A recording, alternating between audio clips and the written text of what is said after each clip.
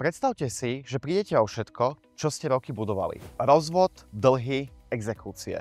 A posledná šanca pred dražbou predať byt. Presne v takejto situácii bol pán z Toplianskej ulice. Dnes vám chcem porozprávať príbeh muža, ktorý si prešiel viac, než si mnohí z nás dokážu predstaviť.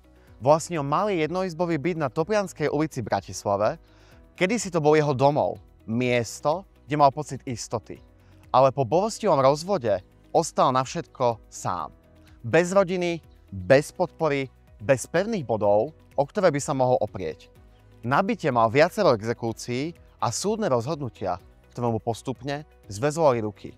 Hrozila mu dražba a už strácal nádej, že to ešte dokáže vyriešiť. Vtedy nás oslovil. Jeho hlas bol tichý, unavený, ale stále v ňom bola iskra nádeje. Spýtal sa nás jednoduchú, no ťažkú otázku. Dá sa s tým ešte niečo spraviť? A my sme mu odpovedali, tak ako odpovedáme každému. To sa cíti byť v koncoch. Áno, každá situácia má svoje riešenie. Dohodli sme sa na férovej predajnej cene a všetky exekúcie vyplatili. No keď sme sa stali vlastníkmi, objavil sa ešte jeden problém. Exekučné záložné právo výživnému. Ťarcha, ktorú sa nedá jednoducho odstrániť a pre mnohých by to znamenalo koniec. Našťastie máme v tíme skúsených právnikov, ktorí sa pustili do práce. Po niekoľkých týždňov intenzívnej komunikácie s príslušnými úradmi a exekútormi sa nám túto komplikáciu podarilo úplne vyriešiť. Pre pána to znamenalo nový začiatok. Nechcel žiť v Bratislave.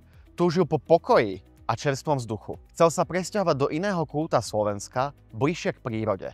A keďže mal ešte aj chatu pri Žiline, pomohli sme mu aj s jej predajom, aby mal finančný základ pre nový život. V Nestor Capital veríme, že nehnuteľnosti nie sú len o múroch a strechách.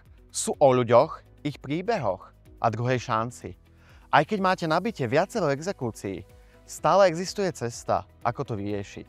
A my vám s tým vieme pomôcť od prvého rozhovoru až po posledný podpis. Aj keď sa vám zdá, že ste uviazli a nie cesty von, možno ste len nenašli tých správnych ľudí, ktorí vám pomôžu. Ozvite sa nám, aj váš príbeh môže mať dobrý koniec.